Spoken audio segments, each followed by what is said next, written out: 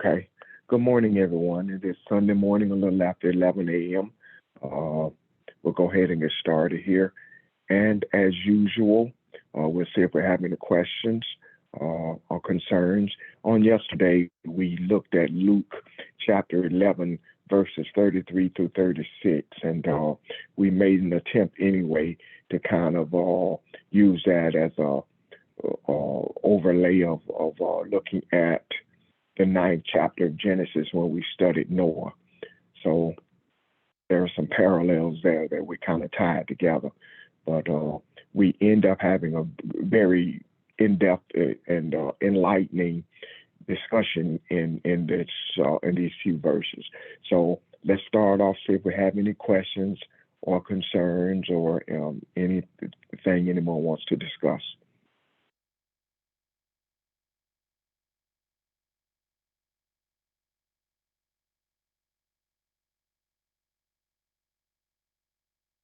No one? Okay. This is Kathy. I have a question.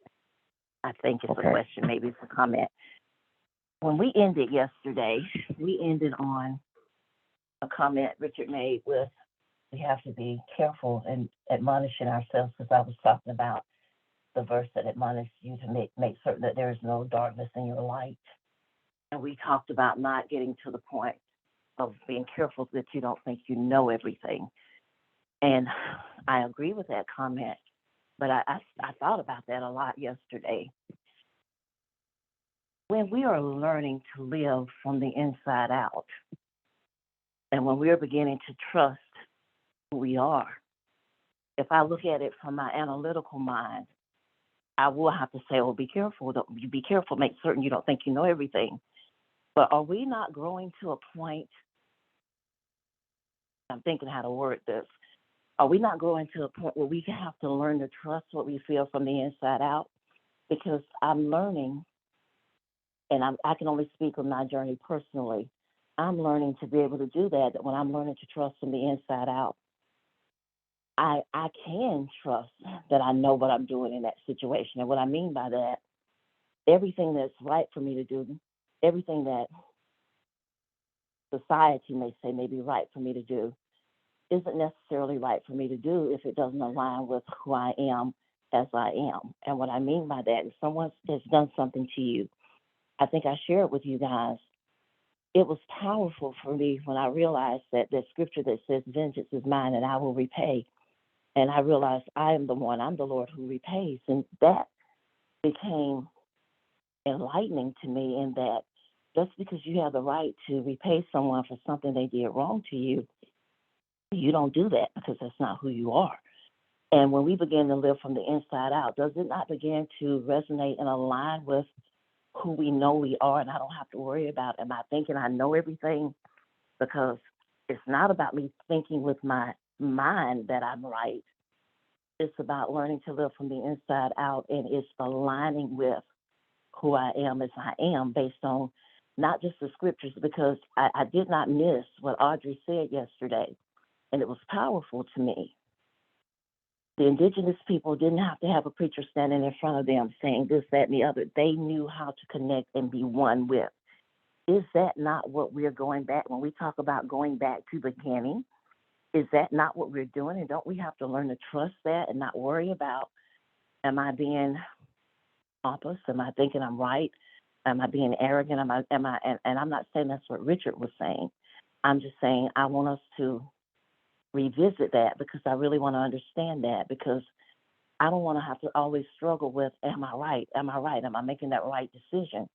At some point, I want to know that I'm growing to the point where I can trust who I am and what I'm doing in that situation, because it aligns with the principles of the kingdom, the principles of the universe, not the principles of what man says. Because I heard what Nick said about burning the books and all of that yesterday, and in an attempt to cover something up and keep you where you are. So I kind of put all of those pieces together last night, as I was all day yesterday, as I kind of mulled this over in my mind.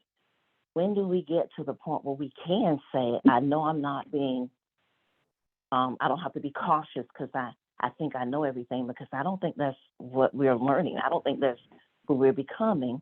I just want to understand, when do we get to that point of trusting that because it's aligning with the kingdom principles and what we've been taught, we can trust who we are and not worry that I think I know everything.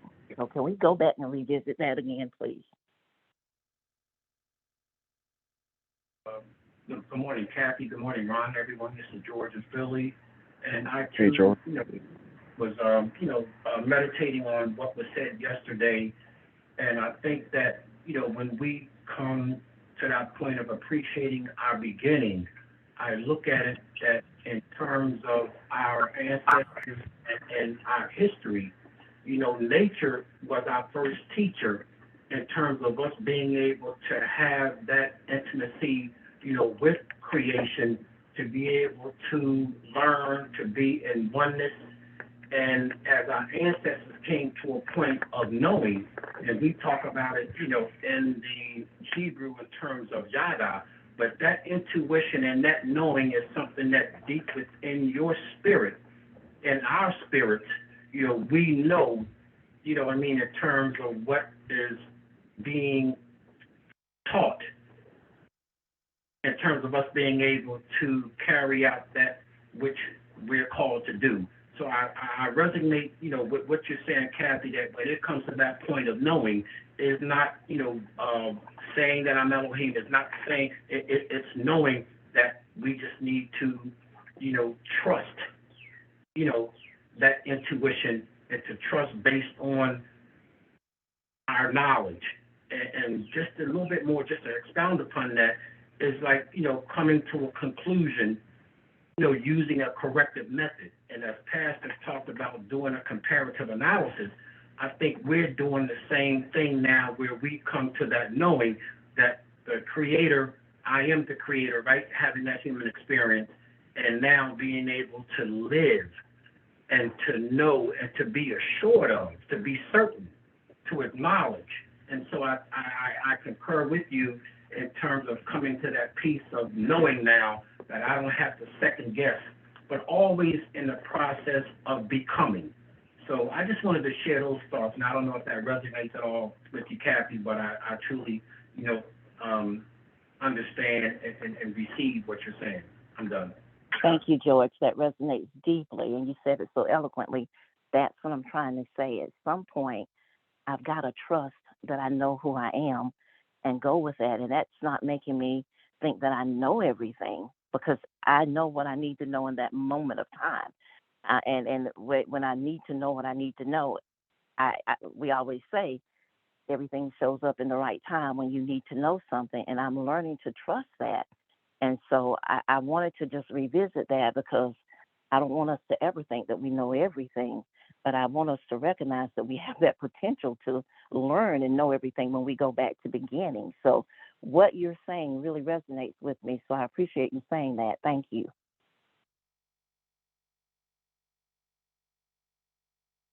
Yeah, hello, it's Ron. I too agree with what you guys are saying. That the knowing part resonates with me as well.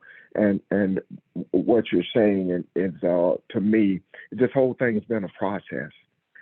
We've grown to this, and with the ebb and flows and the ups and downs and the questioning of who we are, and this, it took a while to see that I am Elohim. It took a while to understand the fact that this growth thing, this thing is growing in you. It's really a humbling thing. It's not the humbling part is I recognize that my whole agenda here is for the betterment of mankind, and not just saying that from a religious perspective, but seeing it and meaning it, because I see the change taking place. I feel the change taking place, as Kathy said, from the inside out. So as that, I witnessed the change in me. I have grown to a place of assurance. Not meaning that I always know what to do or what to say in a given situation, but I know who I am, and I know in certain things to either keep praying or call somebody, but I never get to a point where I think I know it all. I think I'm this is not where we are. This is not the plane that we're on.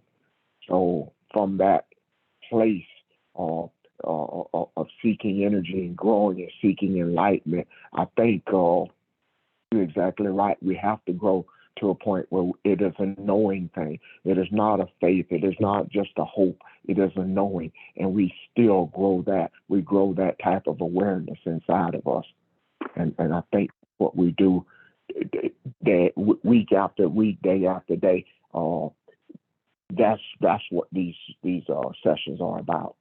So yeah, I agree wholeheartedly. Ron, this is Barbara.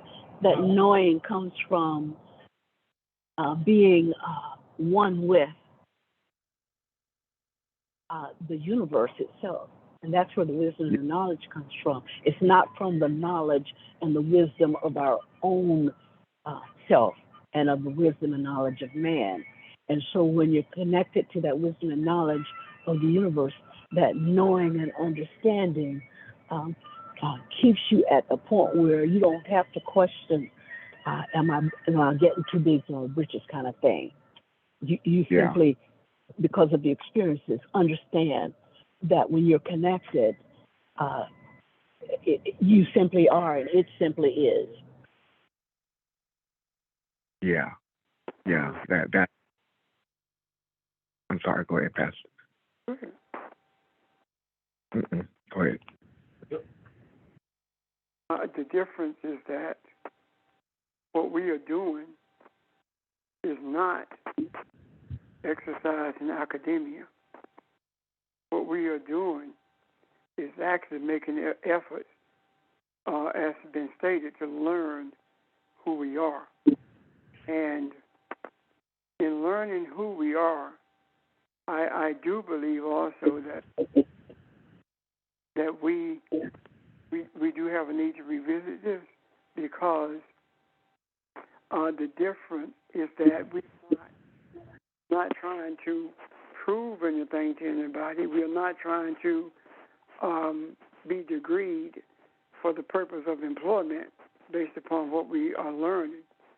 We are simply learning who we are, and it's impossible to get to the place where you think you know everything if indeed you are simply learning about who you are. Knowing, thinking we knowing everything, I believe maybe in the sense of academia is more apt to be seen in religious settings as opposed to in spiritual settings. I'm done. I agree. Kathy, is that kind of in line of kind of where you are? Is everything? Absolutely. Yeah. Oh, I'm sorry. Go ahead. No, I'm sorry. Go ahead. I'm mumbling. No, I was just going to say absolutely, because I think it was admonishing indigenous people that you are this and you are that. That's what moved us away from being spiritual in the first place. When you were coming from a place of knowing and the connectivity and knowing that I'm one with the universe and all that is, and I'm living out of my soul self, out of the inside of me, and connecting with everything around me from a place of balance. Those things were the things that we were, indigenous people, us as Africans, we all were kind of moved away from that and told that was kind of the wrong thing to do, and admonishing us that be careful, you don't know everything, or you, whatever the case may be. But the point that I am trying to make is, I think it's that's why I think that scripture admonished us, be careful that you don't let anything cover your light. That's the point I was trying to make yesterday. The spark of divinity that is in you is a complete spark. It's everything that the Creator is. You have the potential to go to the beginning, understand what that means, and allow that to grow in you. That's what we're doing right now. We're allowing that spark to grow, because it wasn't that we had an immature spark of divinity. All that the Creator is already in me. And I have to allow that to grow. I have to foster that, nurture that, and learn about who I am. And I don't want us to be duped into thinking, wow, be careful, because it's saying something can cover over your light if you allow that to happen. It can become obscured. It can be you can be blinded to who you are if you're not careful. And that's why yesterday when I thought about that, I'm like, I feel like we're on the right track now.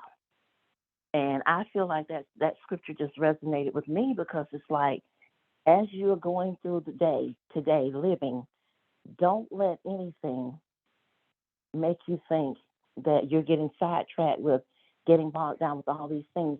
If you stay in a place of living from the inside out, and you approach these things from, I am bringing balance to the situation. I am the Lord that repays. I am the Lord that even though I may have the right to do something back to someone, is it the right thing to do? And if I am truly seeking the kingdom principles, what is in line with the universe, I can't be duped into thinking that, you know what, be careful, because you don't get the big head, Kathy, and think you know everything, because that's not even where we're approaching it from. We're not approaching it, like Pastor said, from a place of just saying that I'm looking at this as an academician or academia, or whatever place you want to come from. We're looking at this from the inside out. And I'm firmly believing from my own journey that you don't miss it when you're coming from the inside out, because you really will stay in a place and wait until you get a piece about it before you do anything. I am more prone to miss something when I react, but I'm learning not to react.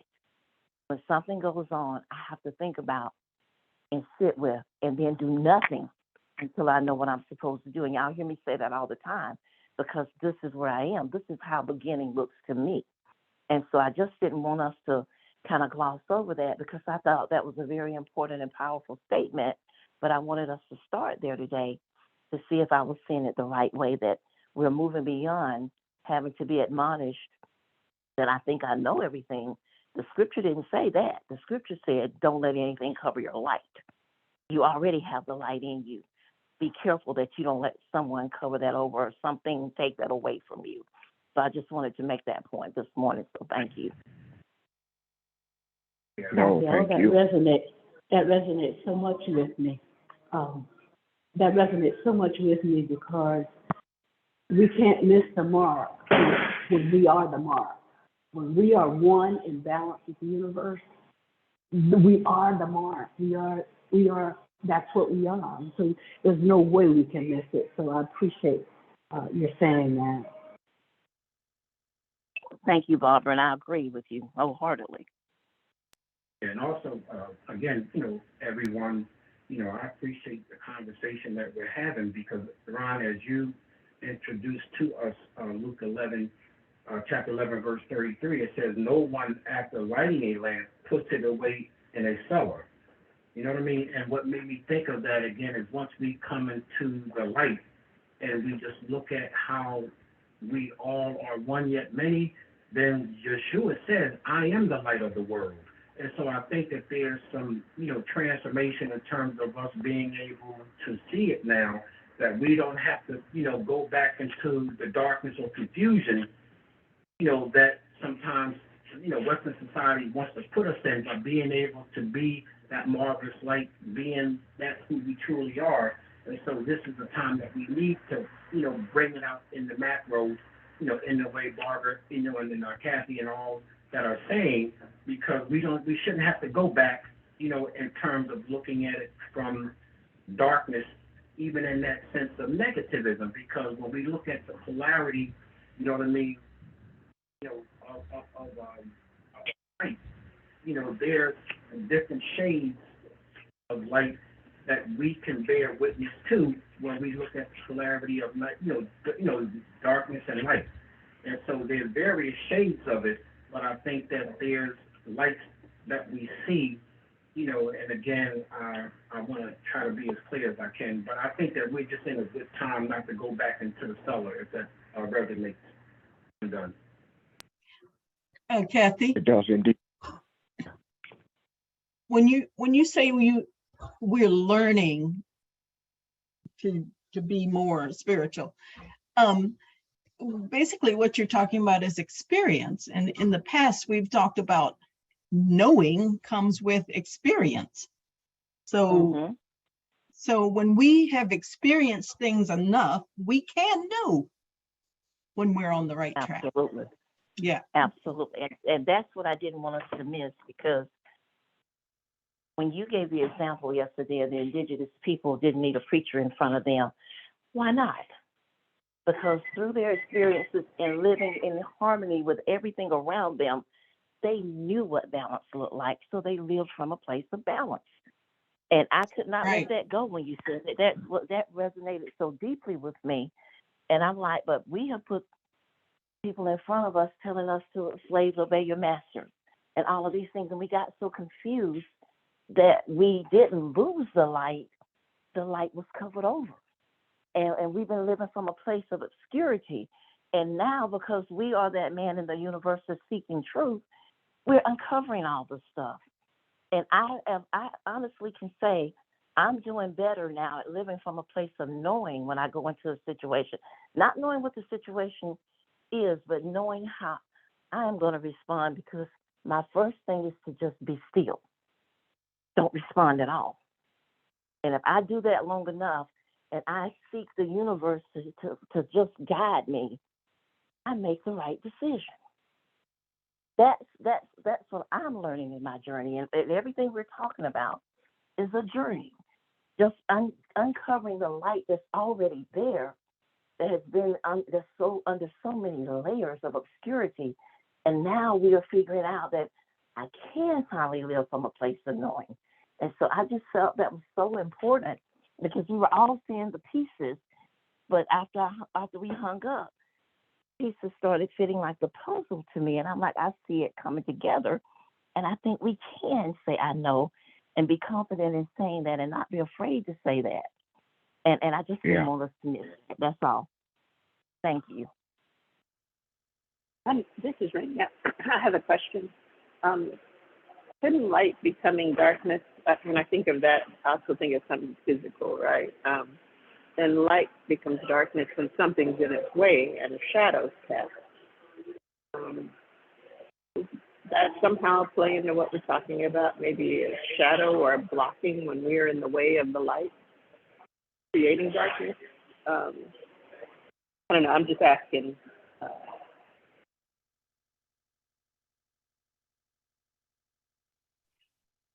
Yeah, I agree with that. And I think that's what we're discussing now. I think that's you couldn't have said it better.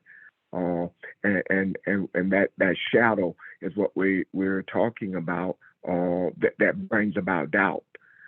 It makes it a little opaque instead of being clear to you, and that's the part that brings about doubt, and you start questioning yourself. And as Kathy says, you have to sometimes go back and dig inside your closet and say, I have a knowing here. There is experience I have here with Elohim, and I know who I am, and I know what we've studied, and I see this, and so even today, what she's saying, I appreciate the question, because look at what clarity it brought today. Look at where it brought us, and it even gives us not. A lot of times you look at this and say, well, who gains or who sees this? It is showing us the get my thought here. The Creator is giving us an opportunity to see who we are, to see the clarity in the statement, and that's what Kathy is doing. Is going back and saying, hey, let's look at this again. Let's look at this and kind of taking it back to beginning. And what are we doing that for? We're doing it for us. And as we bring enlightenment into this thing for us, it brings enlightenment to the universe. So you're right, there's shadows all over the place being thrown at us. And even us, sometimes, most of the doubt comes from you. We doubt ourselves sometimes. But yes, I couldn't agree more. And if someone else has some more insight into that, because I think we've done a beautiful job of explaining that.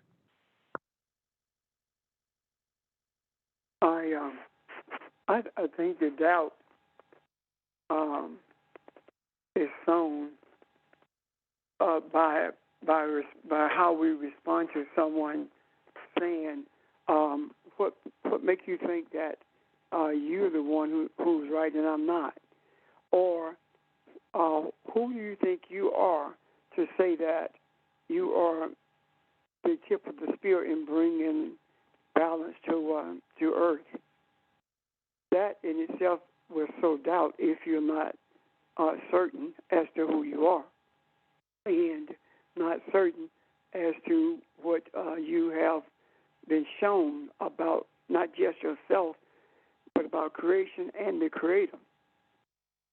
The also the idea of knowing it all comes from Greek philosophy. For example, when we talk about the journey of that we have made in terms of being captured, kidnapped, and enslaved, that our journey prior to that has been hidden from us, and when we talk about it, we are playing the race card.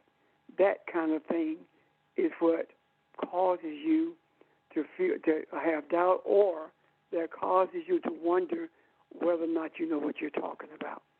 The idea of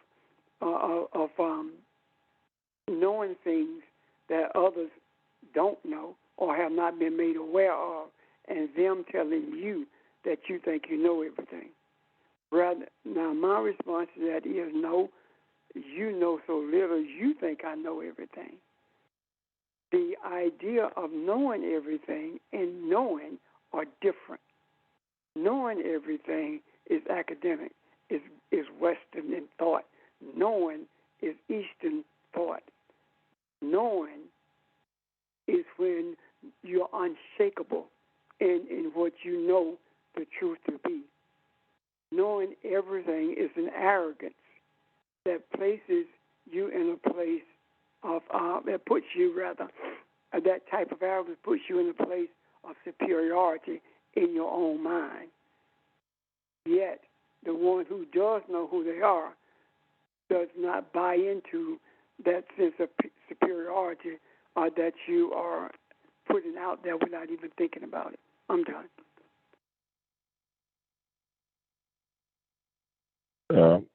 Pastor, what you just kind of described is really just like you said earlier, the awareness of being Elohim, and really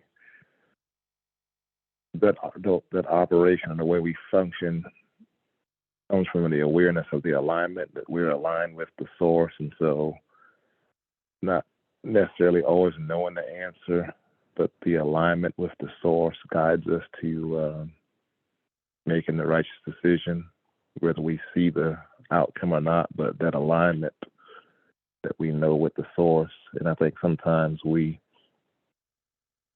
go through pockets or dips in times where we don't immediately recognize the awareness. And I'm not saying, in our everyday walk, but the alignment eventually pulls us back to the source, and we function as who we are. But we do go through, dips and pockets of just from daily walk and life that you're not necessarily concentrating on it, but the alignment is still there, and that pulls you back to the awareness of that reminder of who we are.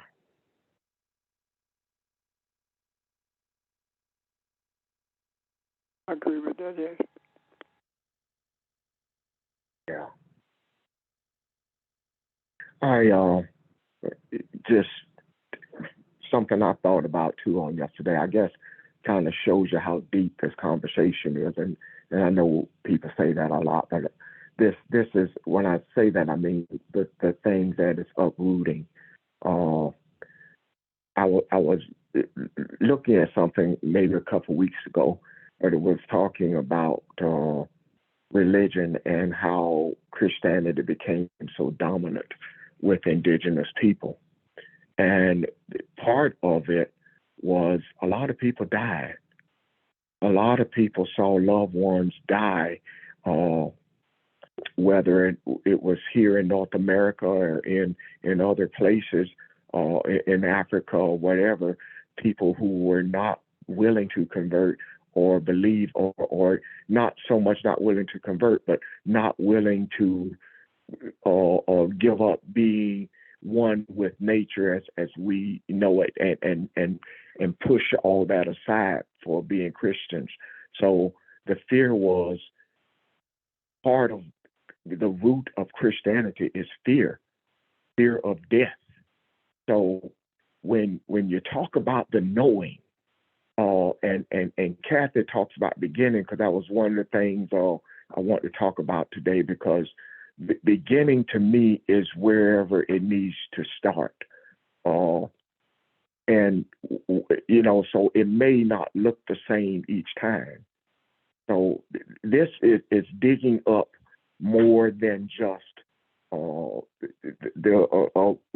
religion as you think of religion for most people, but for the African, this is really pulling up that root, and that root begins with fear. That root begins with death, and then you buy into what I say God looks like.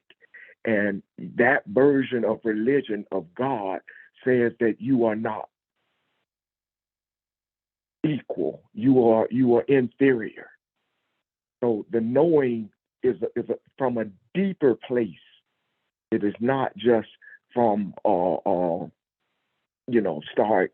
The roots of it have a history that goes back generations upon generations.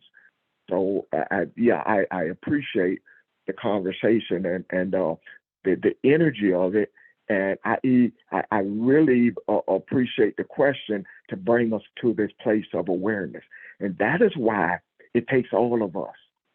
It takes all the energy on this phone to pull things out and to pull things together and to set straight. So all the things that we discuss on a weekly basis that are being exposed so that they can be put in the right order. And all of it has to go back to the beginning. So today's conversation is a beautiful part of that. And I embrace it fully, and thank you. Good morning, everybody. This is Michael. This is a beautiful conversation. And it's like bringing to surface a lot of layers for me. So over the last several months, I guess it's been about 7 or 8 months now, I enrolled in a program out here. I live in Arizona, and it's a bioregional herbalism program. And I thought that when I signed up for this program, I was going to spend a lot of time in the forest and just learn about, this plant is this and this is what it's good for. And I mean, that's a part of it, but the bigger part of it is really being with nature. Spend a lot of time in nature, sitting with the plants, listening to the plants, understanding the landscape, understanding the terrain and what the terrain is seeking to express, and just really tapping into that realization that we are one with the terrain, that we're not separate from it in any way. And it's interesting because the first I guess month or two of the class, we were out in nature a lot. I think we took maybe 3 trips that first month, three camping trips, and it was profound. I don't even know if the instructor was even aware how profound this was, but it was as if, for me, being out in nature so much, it was as if it broke a curse off of me, in terms of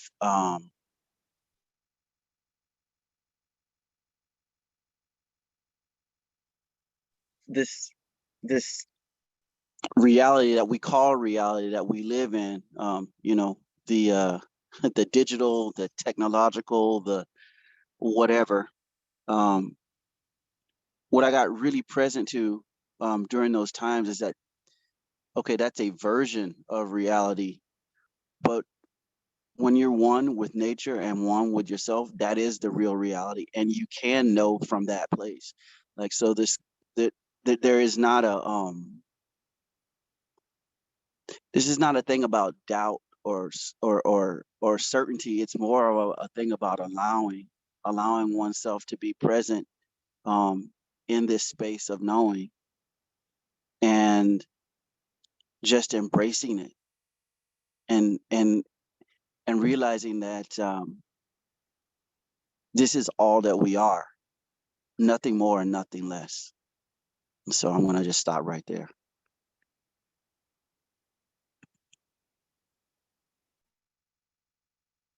Hello, everyone. This Thank is you. Sheldon. Can you hear me clearly? Yes, we can hear you.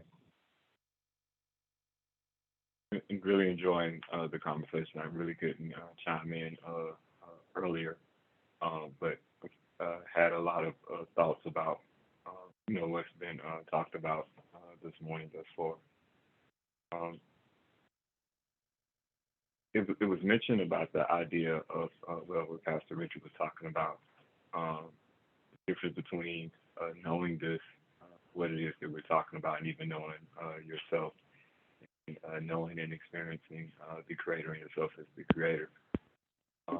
One thing is, it is impossible the further and the more you know.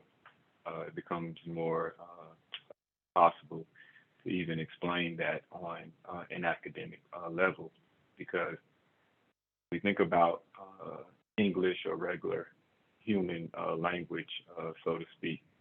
It is designed, in a sense, to more so explain what we call the physical reality or the outer world. And we talk about being one with nature, as Michael was just saying, Barbara earlier, the universe, the Creator, etc. That in itself also is an inward journey and an experience. And the more and more that you begin to know and understand that, the less the ability to actually even put it in words in your head, better yet, accurately explain it to someone else. As an analogy, it would be the same thing as trying to explain to someone your experience or your relationship, in a sense, from a deep down emotional and connected place of a loved one to another person, or even to yourself. It's something that you kind of more so you experience, and even if you try to explain yourself, you will never stop seeing new things about it. So even if you tried your whole life to explain that thing, you would never be finished doing that. So that's the same way in terms of ourselves and the Creator, in terms of that same limitless, infiniteness, I should say. In terms of the doubt, the doubt in itself is, for lack of a better word, when I say hindrance, I don't mean hindrance in terms of like all bets off, this is doom is terrible. But I'm going to say that doubt in itself stops growth and stops the ability to go on, because one has lost the confidence in doing so and bought into the idea that, in a sense, if I don't do this perfectly, if I don't do this 100% right, then I have failed in some sense, and that's just not how reality or the Creator works in terms of there being failure in that way. Said many times, this is a situation, or this reality, this experience is just learning and growing, and there are no mistakes that can happen, in a sense, because even from a supposed mistake at the time, even in that is hidden a lot of growth and power, etc. It'd be the same thing as as all of us were a child or raising a child, all of these small little hiccups that a child may have growing up does nothing but lead to greater understanding for that child as they get older, which is why it's good to let children, in a sense, fail and then learn from whatever it is that they failed from.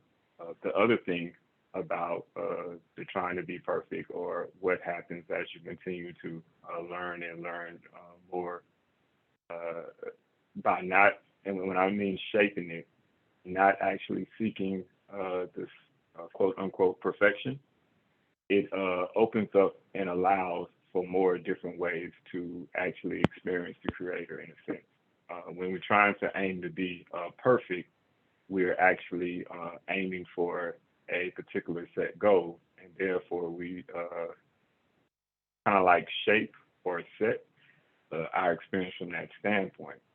Whereas if we approach it, I am the Creator, I'm here to participate in creating and experience whatever it is. For example, for me to create and experience today, that sets us on a totally different path, allowing all of these things that we couldn't even imagine to actually happen. That's at the moment. I don't want to get too far off. Sheldon, you just gave a perfect example of setting your intent without trying to shape it. Yeah. Yeah. Mm-hmm. But it's very important not to punish ourselves or hold ourselves to a standard. Just allow ourselves to go and to hold the confidence that as long as I am trying to do my best and I'm walking in, being in the Creator, that even whatever I am creating, without me consciously knowing that, from the subconscious level and the deeper parts of myself, know that this particular thing needs to be done, and I may even find out about it later on. Just kind of like being guided. The idea of being in a zone is where your subconscious and your conscious, in a sense, align, or you're kind of like splitting them perfectly. That's when we're in the zone, or in an idea of flow.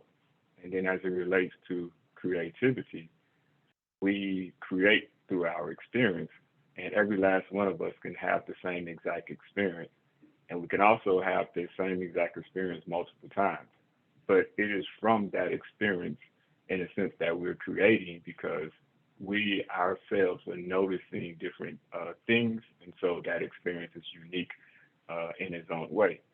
The other thing I was thinking about a little while ago, we talked about the idea of being perfect, and the idea of when we say, well, how am I being a creator, or how am I adding my own, I guess, artwork or spin to reality or creation in general.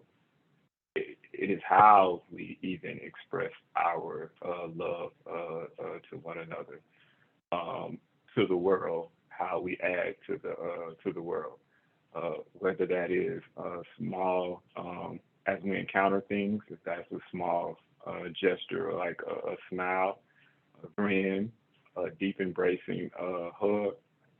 All of those ways that we interact in the world is us giving our creativity, and it's an infinite different ways to actually do that. That is one way in general. Every last person on this phone is a creator. That is up to us.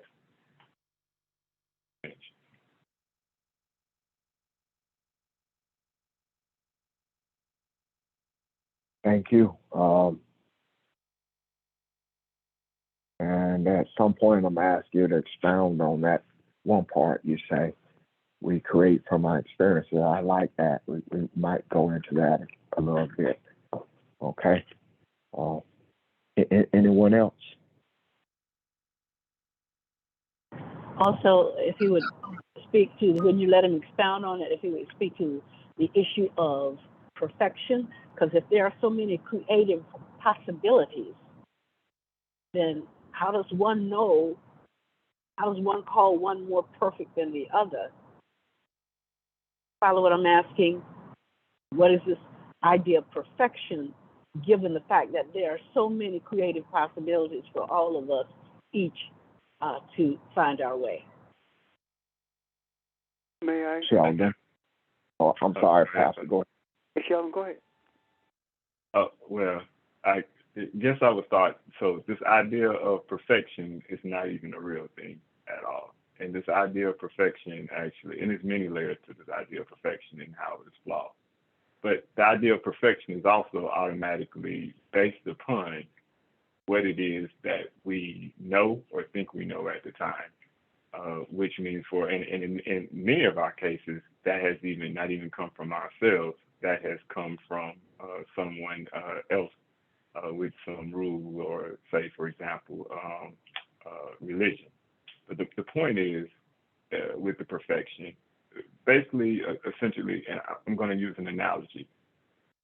It would be crazy for any of us to say, hey, as I have reached the age of 18, 19, 20, big age of 40, whatever, that I have decided that I am not going to learn another thing in my life whatsoever. I'm not taking in any more experience or sensory data. Everything that I do or everything that I think about the world is going to be based upon what I have learned or experienced at this particular moment, and nothing anew will be allowed to change or help reshape that. Well, when we are trying to be perfect, it's as if we are trying to aim for our idea of what perfection is at that moment. Well, I'm here to tell you, the further you go and the more you allow yourself to go inward and know yourself, the more clear it's going to become that I don't know everything, and there's a lot more to know. And therefore, that idea of perfection quickly becomes an impossibility. I think everyone, and I can use another example, everyone who, by the fact that everyone who is on this call, has experienced personally, every single person, now not believing what they once believed what perfection was or what perfection looked like, now does not believe that the goal or they should live or we should live our lives in the way that we thought some time ago when our beliefs were totally different. So that's exactly what perfection does. Perfection is a box that sets you in a place where you cannot experience anything and you don't even aspire to experience anything or anymore. I'll stop right there. And I guess I'll try to respond to the multiple experiences or creativity within an experience later or after we're off of this. I don't want to necessarily give others a chance to respond or comment or ask questions. I'm done.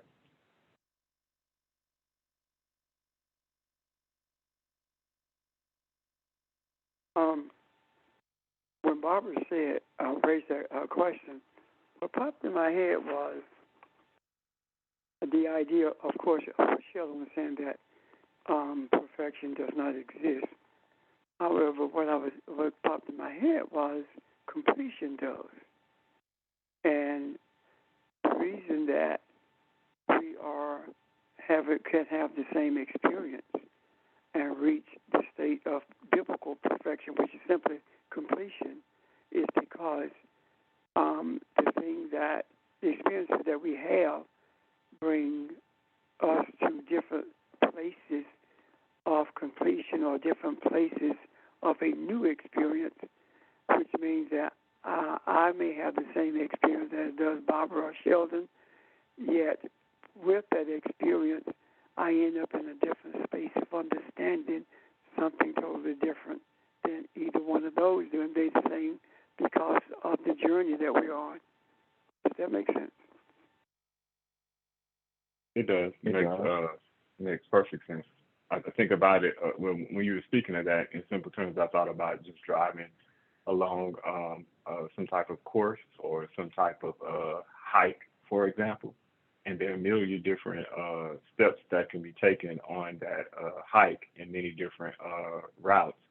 But by the time you get to the end, it has been completed in a sense, and a new goal, or there's been some new experience or even accomplishment that has occurred. But it's an infinite number of ways to get into that completion. Perfection would say you have to do it the same exact way all of these other people did it, or if you did it slightly different, then in some ways invalid.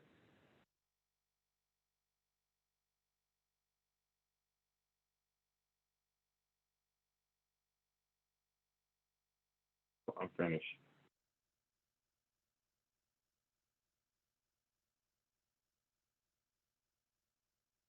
Anyone else? Any other questions or comments? Yeah, I just want to add on to this whole thing around completion. What I think is excellent about that is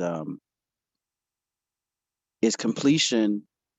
Going back to this conversation that we're talking about, completion comes from a place of knowing, whereas perfection comes from some idea that someone has told you about what should have been done and how it ought to have been done, and that kind of thing.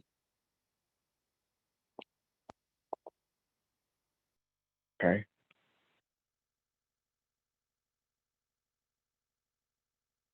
And what I thought right before Michael said that was the key of the concept is just to keep going. And as you keep going and have that confidence, knowing that as you continue to want to grow, not even want to grow, but have the desire, to grow and continue to grow, that in essence you can't mess up as long as you're on that journey. And talked about that hike just now. Just keep going, and no matter where you're basically going to, you're walking towards completion. In a sense, the perfection part is something different. It's nothing for you to even waste your time and energy on. The point is to keep going. Keep going and allow yourself to see, learn, and know and discover more of yourself and the Creator. Yeah, And I just think. I was about to say that last part, Michael, and a big part of that is trust in the Creator and yourself. That's all. Go ahead.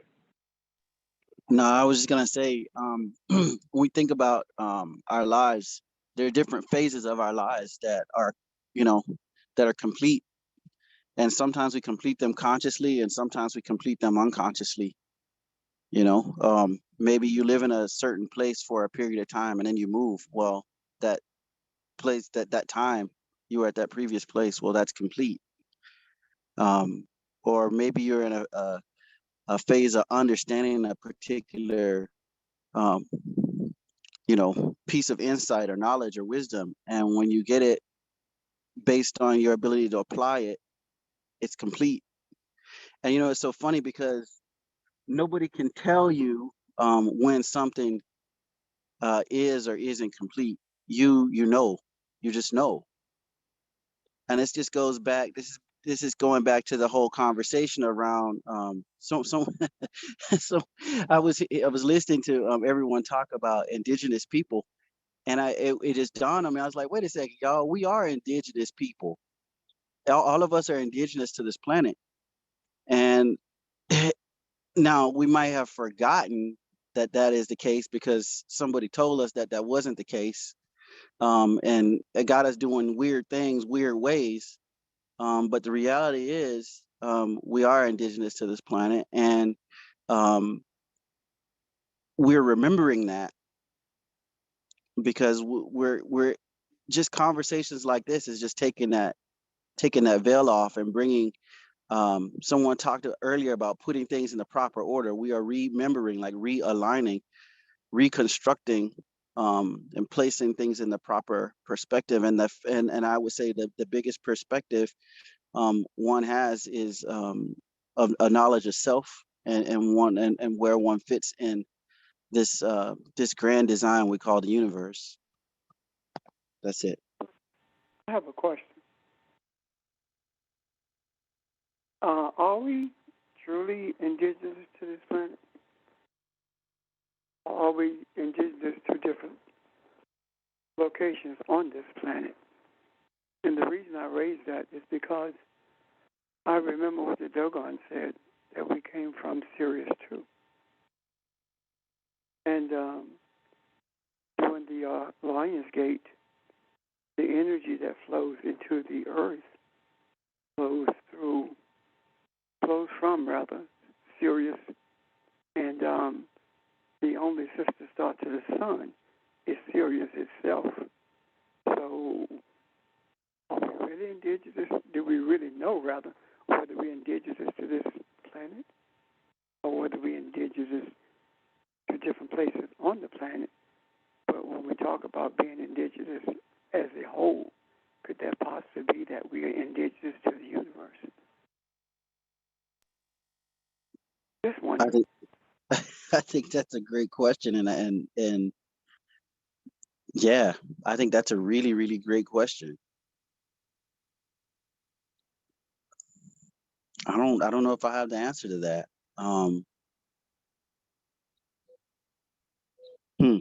That's a really wonderful question. Morning again, Mike and Pass and everyone on the call. I think as we, appreciate this journey that we're on, I think it, goes back to, the beginning, as Ron spoke about, when we could begin to understand, as it says in Genesis 1, as so above, so below. So when we talk about the galactic family in terms of the superclusters, the clusters, the galaxies, the stars, the planets, we can also see it in reference to the Earth family. When we talk about, the plants, or we talk about, that aspect of beginning, and then human life. So I think, again, that it all is one, yet many, but as Pastor mentioned, in terms of the alignment, of looking at the series in terms of how, again, our ancestors were able to, to study, to be able to, resonate with creation, is just an awesome thing, and I think that we can't neglect, the spirituality, again, and the science. So I think that, we're coming into an awareness that is so exciting, because we can basically feel the vibration. And I think an example this morning for me, as I shared with Ryan earlier, just watching, the sunrise and just being able to be still, I was just receiving from the sun, the light, the sound, and the energy. But what it made me do, as I was thinking about intelligence, Mike, as far as the spatial and looking at the visual, I took a picture, of, the sun. And basically that picture I took, when I looked at it, it was like energy coming from the sun that I was receiving. And then at the same time, it made me think about, the shades of light, as I spoke, to Ron earlier about. And so I think it's just an awesome time that we're continuing to receive. And Pastor, I know you were speaking a little bit about, the Lion's Gate in terms of a portal. But as you had mentioned, I don't think it's so much that we're going into the portal, but we're actually receiving, from the sun or the portal, enlightenment. So I just wanted to share those thoughts. And I don't know if you want to expound on the past in terms of, the portal's Lion's Gate. I'm done. Well, actually what I was talking about, George, was that we talk about entering a portal, And we talk about that quite frequently. But suppose we are not entering the portal. Suppose that the portal, the light is coming to us from the portal as opposed to us having to enter a portal, which means that all we have to do is be still and know that we are Elohim, and the energy comes to us as opposed to us having to go to it, because it takes the energy flowing from the universe in order for us to have the necessary influence on the earth in order to give the hearts of men opportunity to be what they were created to be. I'm done.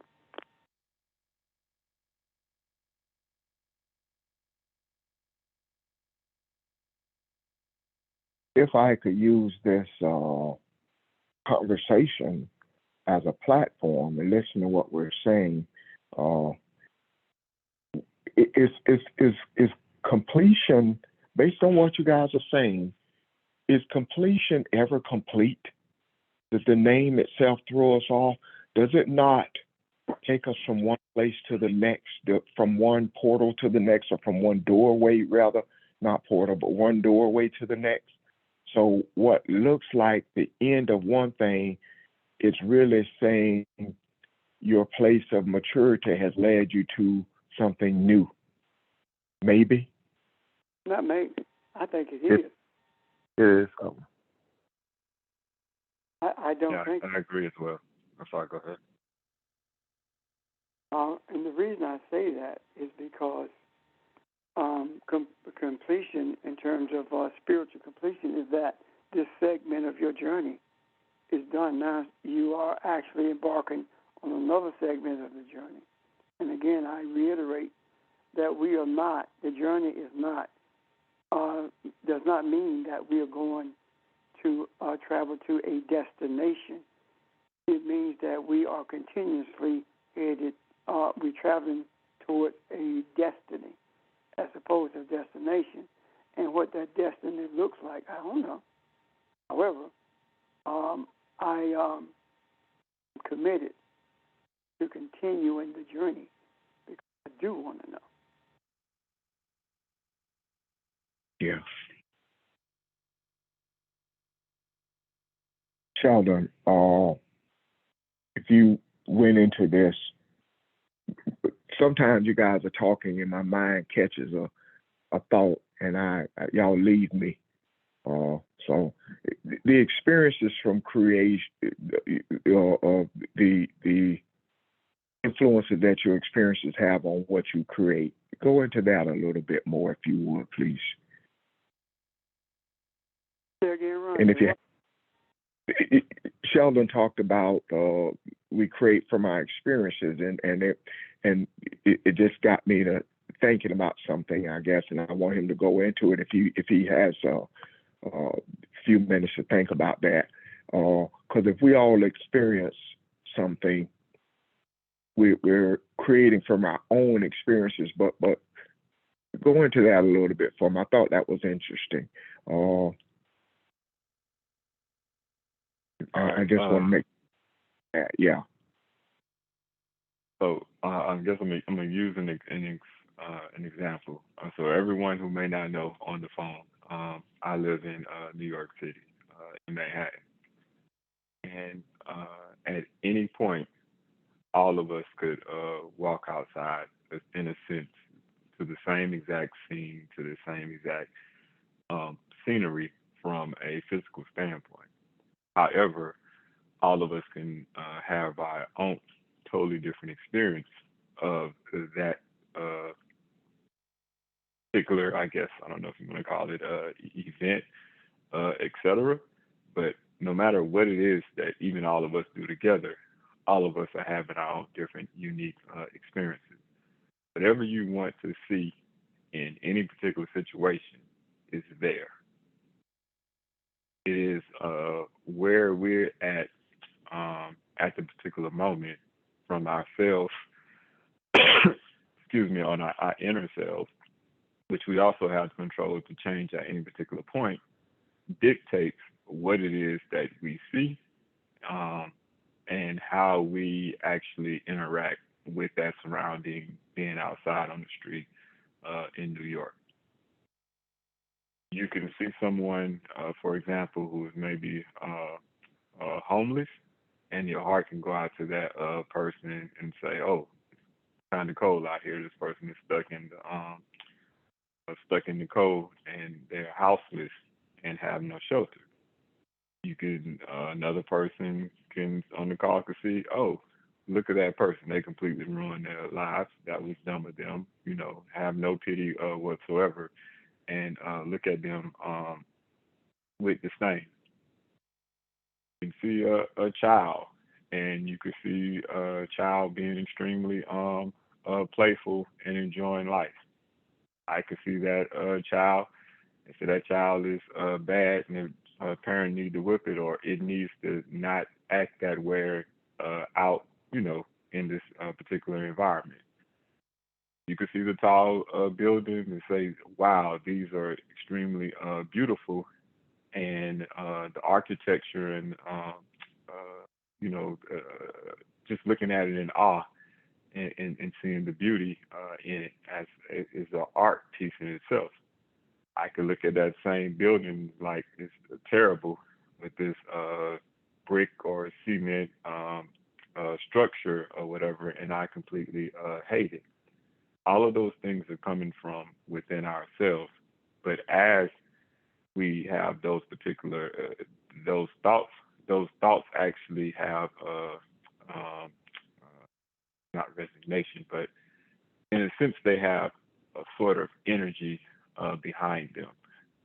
And as we interact with the world, depending on what we see and what we think and what we feel about situations or any experience, we're then adding that to this collective creation in a sense. We can, and it's not to say that any of it is bad. I'm only saying this from an objective standpoint. What it is to say is we affect the world. We talk about it all the time in terms of when we share love, when we share compassion. Our thoughts and feelings are not isolated or only kept to ourselves in a sense, in the same way that we can be influenced by certain environments. Not to say that we automatically are influenced by those things, but it's there that we can be influenced by them, and we can pick up on those other, kind of like energies that are coming from different things that different people are feeling. However, it's typically what we are tuned in on in a sense. And I know this is I'm trying to bring it back down. We are drawing to us the same thing that is resonating within ourselves at that particular moment, and how creation works, where we're building on that particular thing. So with all of these different experiences that come back around to the original question, Ron, every experience that we have, we are adding to creation. We are being creators in a sense that we are adding that to our, in a sense, local environment, as well as continuing to add that to ourselves. But the part when we talk about becoming more conscious is having the ability to change that or direct that for which that we are sending out, as well as what we're drawing to ourselves. So in a sense, what we want to participate in. I can leave out this apartment and be extremely happy and joyful, and okay, what are the adventures of the day that I am going to enjoy with that particular mindset? And in a sense, that is what I'm drawing to myself. Talk about kids all the time. That's what kids do. Kids wake up every day expecting to have a great, happy day filled with adventure. They don't have no idea what it is, but that's just kind of like at the back of their mind, I'm about to have a great, joyful adventure today. Their mindset kind of is automatically set on joy. Of course, there are things that arrive where, of course, it seems like it's getting in the way of joy. This is absolutely not joy, but this is what they, in a sense, expect. All of us has the same ability to do the same exact thing. Yeah, hopefully that explained a little bit in terms of all of us experiencing different things. Like I said, for how we feel or what we see in what is going on in the world around us. But there are infinite numbers of things to see and feel and observe, because from a human standpoint, it's impossible to see and observe everything. Matter of fact, all of us have seen the idea when people look at artwork, and we've done it ourselves, and we see different things in the artwork means different things to us. This is exactly how all our experiences in the world are. I like your example with the kids. Their expectation. The beauty of that is also that child knows that expectation also includes my dependency on someone else making that happen. In other words, I'm a child, so that expectation includes a faith, confidence in whoever that guardian is at that time. That is beautiful. That I know this is my world. This is my world. This home or this place, this person who is my mom or my dad or grandparent or whoever that place is. This is my world, and this is my expectation in that world. That's what I love that. And there's no concern about how it's going to get done. I don't know how my parents makes it happen. I don't really care that how you make it happen. I'm not even concerned with that. The point is I know this is going to happen to the point where I take it for granted when I'm not even thinking about it. Let's go.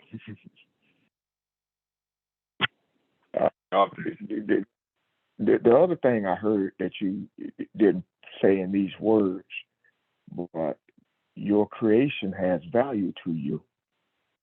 And we are moving to a place, or have moved to the place, where your creation has value to the universe, has value to others. So those experiences are valuable because they lead to what you create. And I see this as the beauty of this to me is I don't always know who's on the phone. And that's okay, because even the people that don't talk, their energy is here. Their desires are here. They wouldn't keep logging in.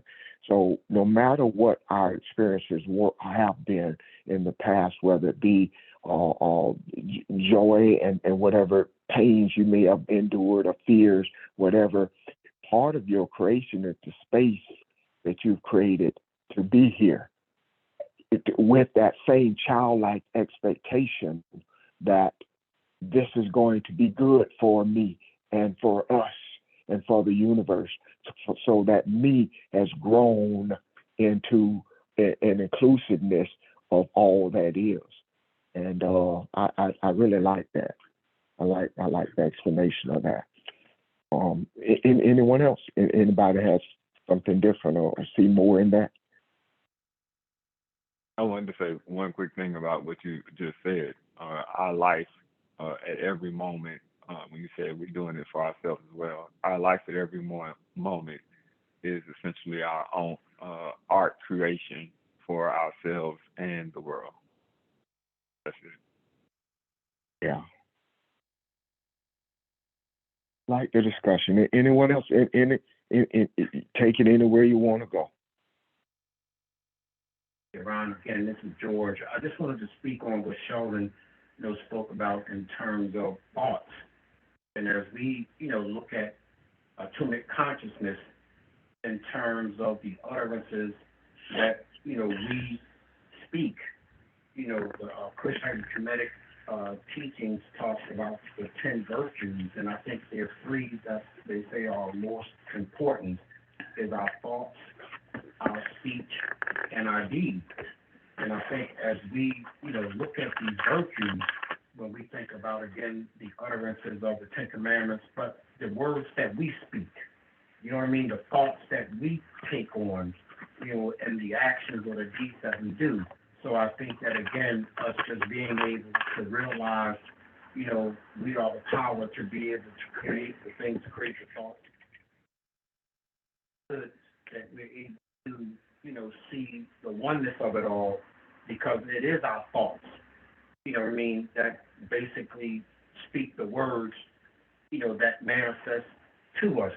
And so I just wanted to share, those thoughts, in terms of our, again, in terms of the Kemetic and Christian teaching. So those three were very significant in terms of what Sheldon said, in terms of false speech and deeds. I'm done. Thank you, George. And you're absolutely right. It all comes together. It all comes together. Ron, I got kind of two things. This is Rika. When Sheldon talking about the children, how simple they are, how simple we used to be. With one example of my own coming up when they probably about 3, 4, 5, getting ready to start reading. What do you want for Christmas? Give me some books and underwear. So simple stuff. The children I work with. Yeah. What did you do for the summer? Oh, I had fun this summer. Well, what did you do? Where did you go? Did you go anywhere? Yeah, I went to my grandma in the country. Man, if we could get that back, that mindset. Yeah. And how happy they were just to be able to go see that grandmother in the country. How happy my boys were to see those new underwear and books. Just so simple things, but somewhere, and I have to blame myself as a parent when you start to get exposed to more. If we could get that mindset back as adults, how simple and easy and happy life would be. Yeah. And Rika, you just described though what we're talking about. That's what we're doing. Going back to the beginning, and again, we just like we started this thing off years ago. Set your intent, let it be. I mean, none of us got it right, but we are going along, and when we see we're off course, we get back on course. And so, yeah, that's what beginning is all about. So the beauty of it is you're talking about it right now. Beauty of it is right now. And so maybe when your boys are at that age of their fathers, and that you will see this. You see it in action. So I love those examples.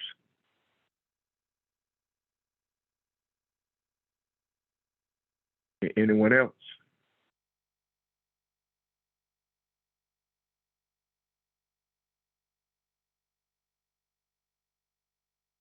I want to share something with you that I saw this morning, and it's just kind of an FYI kind of thing. But I saw something in it that I liked. I saw a young pastor that was, and I just cut the TV on, and I don't usually look at church on TV. And as a matter of fact, it was just on. I was looking at something in Scripture. I was looking at these verses, and it got my attention.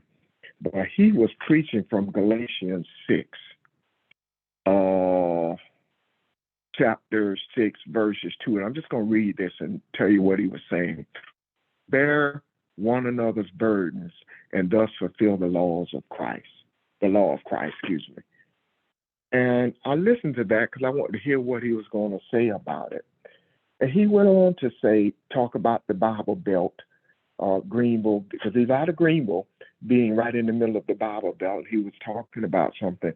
And he says, here, what has happened to us, he said, the Christian, is we've become vertical and not horizontal anymore. He was talking about how selfish people are.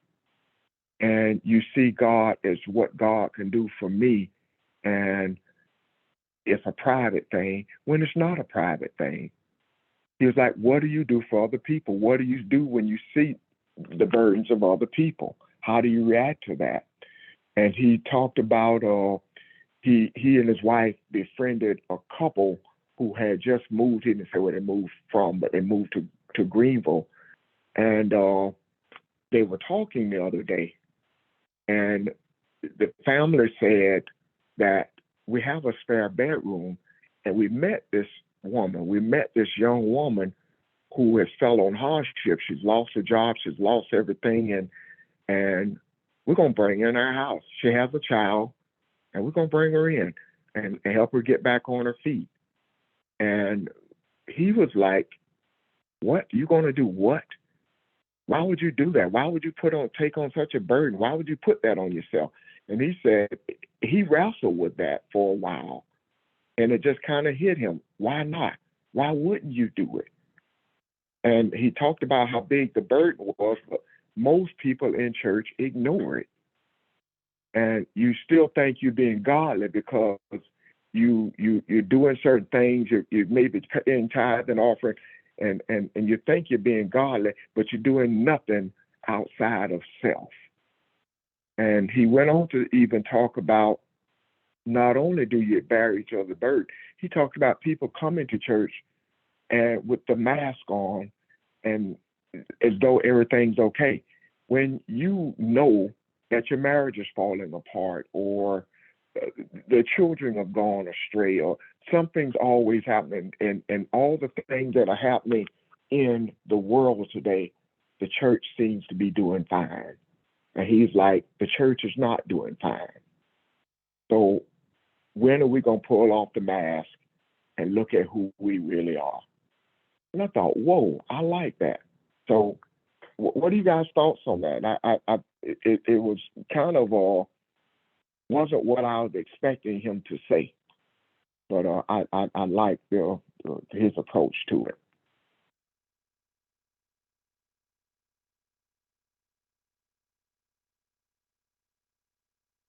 I think that there are some who are truly searching and being influenced by what we put in the macro, and there are some of them who are not. The question becomes, where does he go from here?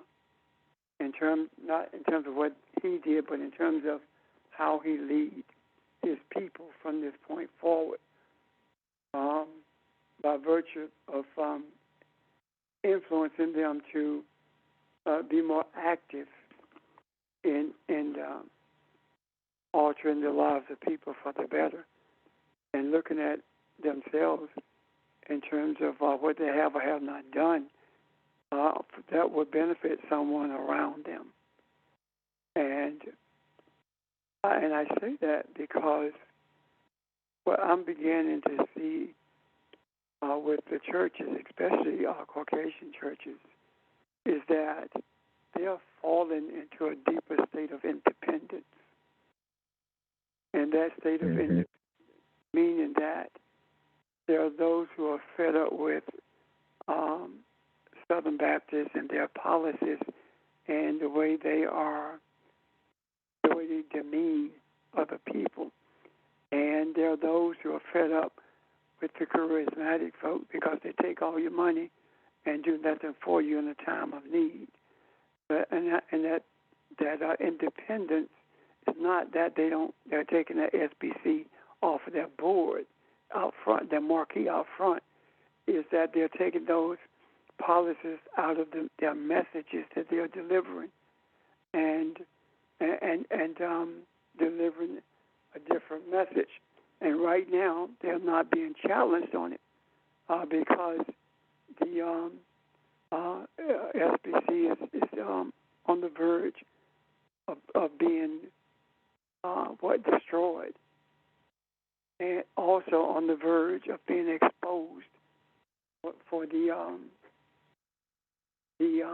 egocentric, misogynistic attitude and policies that they are enforcing, especially when it comes to sexual abuse of young girls, young boys, and ladies who come to them for counseling. So I do think that we are beginning to see a movement in a different direction. That's That's my take on it, Ron. Okay, thank you, Pastor. Thank you. Anyone else?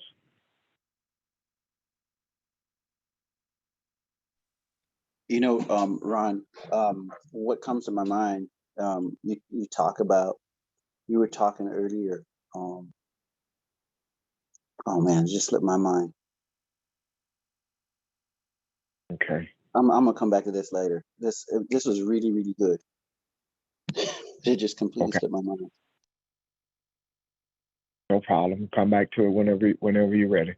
I agree with Pastor. I think what we do on a daily basis, and I mean that on a daily basis. We meet 3 days a week, but this energy is with us all the time, and what we're doing, I think, influences others, and it's important. The universe takes it feeds energy to the human, and it receives energy from the human. So we are a large part of this give and take, and that's a part to me of the knowing. And I appreciate what he said this morning, although I think he was choosing his words carefully. I think he was trying not to upset the apple cart, if you will, get their attention, but in a kind of slow way. And I thought his words were a bit measured, but I appreciated his effort. So, yeah. I know what I was going to say.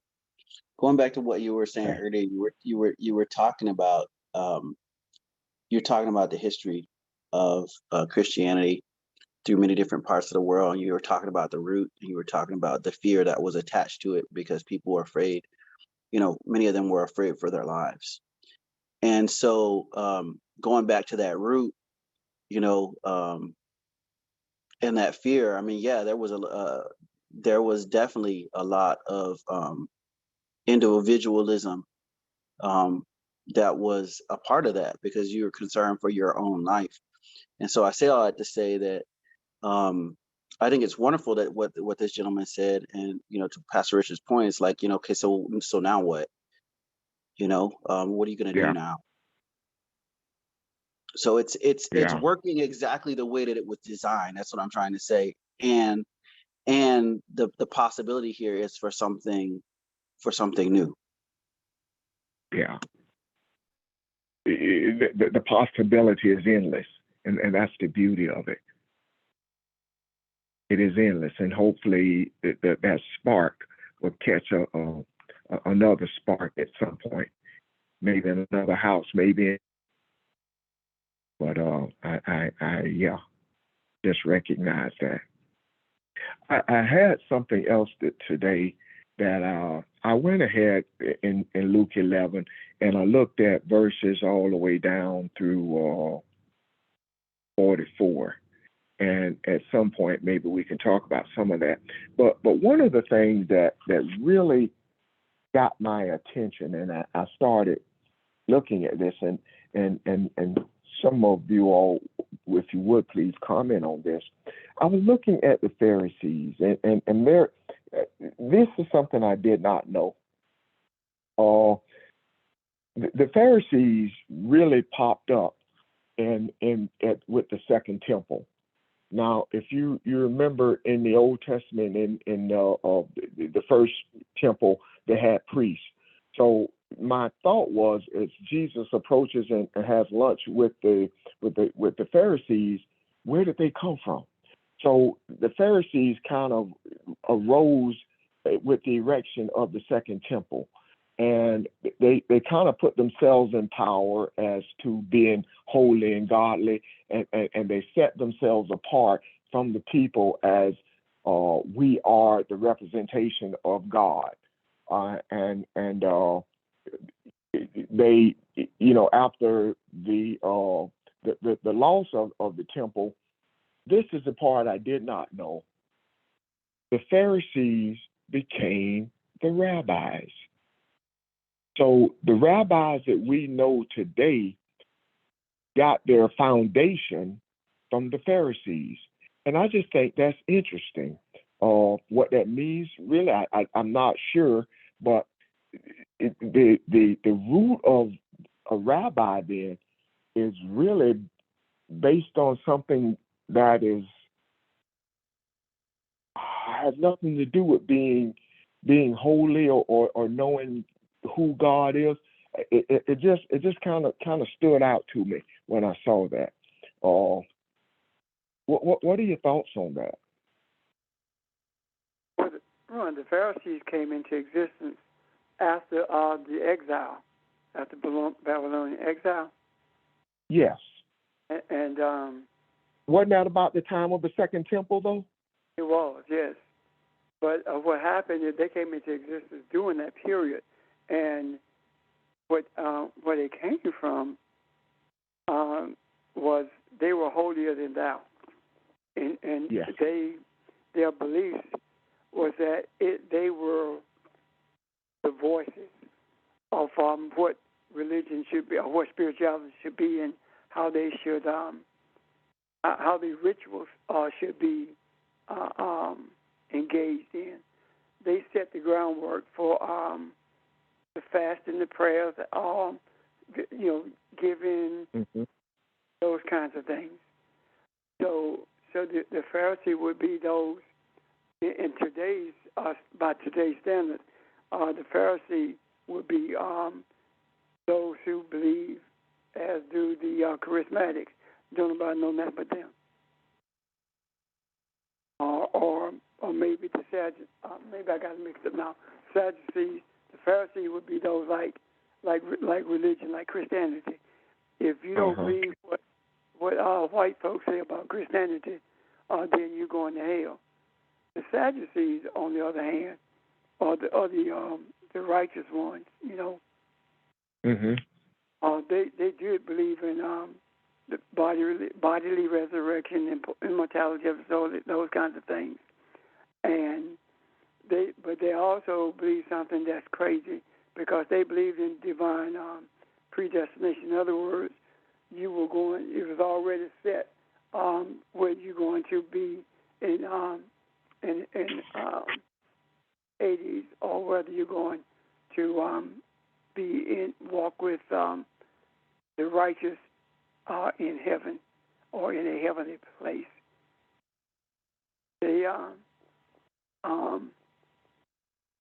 They did not believe that the law, the oral law, was from God.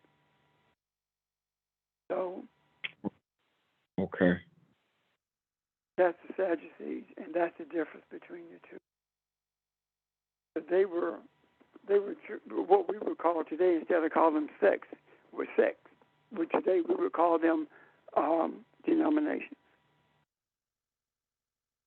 And they became more prevalent while in exile. Yeah, I guess we've talked about it before. It just kind of fascinates me to look at the history of all this, and the very fact that it really has nothing to do with a desire for truth at all. It is more about control and power and controlling the people.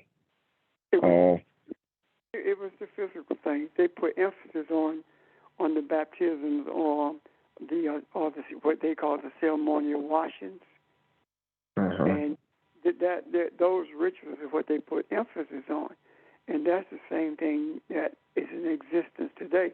Whether you look at Islam, Judaism, or Christianity, all of them put emphasis on the rituals, the material rituals, as opposed to the spirituality.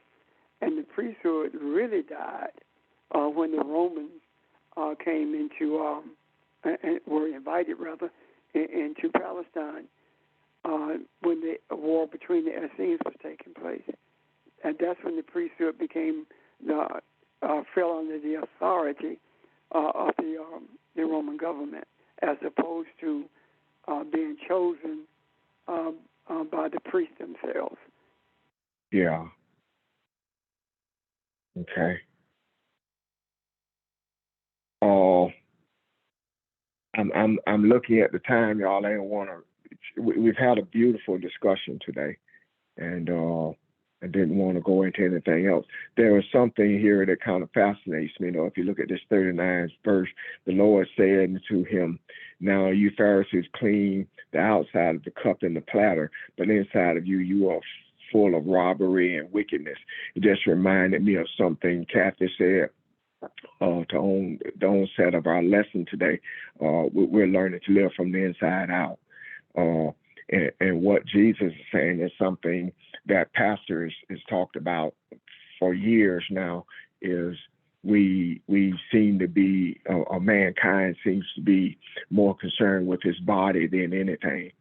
So we're more concerned with, man is more concerned with what goes in the body than he is of what comes out of the body. And that concept is not, still hasn't caught on yet, what he means by that. That's a mystery. I think that would be a good discussion for tomorrow. Yeah, because it's 12:40 now. But I was just kind of fascinated by that, and it kind of links up to where we started today. So, but yeah, I think it's been an excellent discussion today. Any final questions or thoughts that anyone has before we close today? Oh, at some point, I would like to continue this conversation about the serious and the indigenous people, and maybe there's some connection between what you were just talking about, and that, and these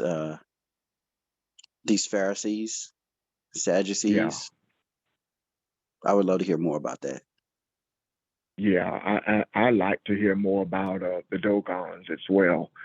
Pastor brought that up. That fascinates me as well. But yeah, today was excellent, and so we got some things we'll look forward to in the future. And I appreciate everyone's comments, questions, and your energy, and look forward to tomorrow at 6 p.m. Okay, guys, have a great Sunday. Thank you again. Thank you, everyone. Thank Thank you, you. Ron. Thank you. Thank you, Ron.